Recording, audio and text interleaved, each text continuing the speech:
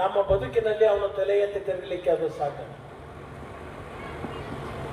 ನಾನೇನು IAS IPS ಕಲ್ತವಲ್ಲ. ನಾನು ನಿಮ್ಮಂಗ ಹಳ್ಳ್ಯಾಗದ ಸರ್ಕಾರಿ ಶಾಲೆ ಒಳಗದ ಕಬಡ್ಡಿ ಆಡ್ಕೊತು, ಚಿರದಾಟ ಆಡ್ಕೊತು, ದನ ಕಾಯ್ಕೊತು, ಟ್ರ್ಯಾಕ್ಟರ್ ಹೊಡ್ಕೊತು ಕೆಲವೊಬ್ರು ಮಾತಾಡ್ತಿರ್ತಾರೆ. ಒಬ್ಬ ಭಾಳ ನನ್ನ ಮ್ಯಾಗ ಪ್ರೀತಿ ಇರೋ ಒಬ್ಬ ಸ್ನೇಹಿತದ ಲಕ್ಷ್ಮಣ ಸವದಿನ ಈ ವರ್ಷ ಟ್ರ್ಯಾಕ್ಟರ್ ಹೊಡ್ಯಾಕ ಕಳಿಸ್ತೀನಿ. ಅರೇ ನಂದದು ಉದ್ಯೋಗದ ನಂದದ, ನಂದು ಬದುಕದು. ನಾನೊಬ್ಬ ರೈತರ ಹೊಟ್ಟೆಲಿ ಹುಟ್ಟಿದ್ದೇನೆ.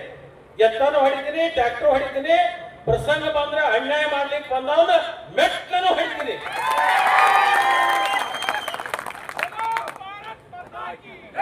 ಆ ತಾಕತ್ತು ನನ್ನ ಕ್ಷೇತ್ರದ ಜನ ನಾವು ಕೊಟ್ಟಿದ್ದಾರೆ. ಆ ತಾಕತ್ತು ನನಗೆ ನನ್ನ ಕ್ಷೇತ್ರದ ಜನ ಕೊಟ್ಟಿದ್ದಾರೆ.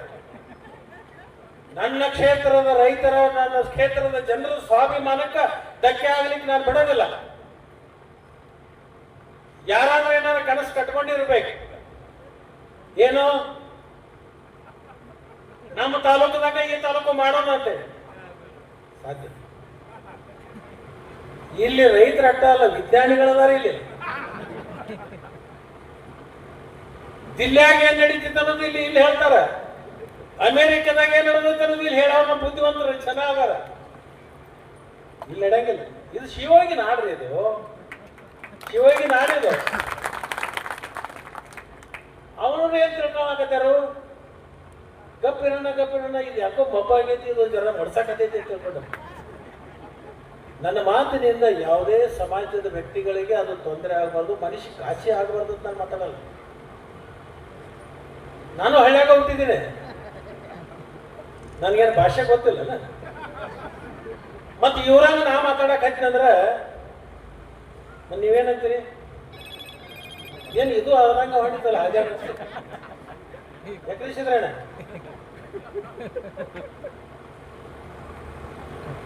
ಇದು ನಮ್ಗೆ ಹೇಳ್ಬೇಕಾಗಿತ್ತು ಒಮ್ಮೆ ಈ ಸಂದರ್ಭ ಇತ್ತು, ಅದರ ಸಲ ಹೇಳಕತ್ತೀನಿ. ನಾನೇನು ದ್ವೇಷದಿಂದಲ್ಲ. ನನಗ ಶ್ರೀರಕ್ಷೆ ಆಗಿರ್ತಕ್ಕಂಥ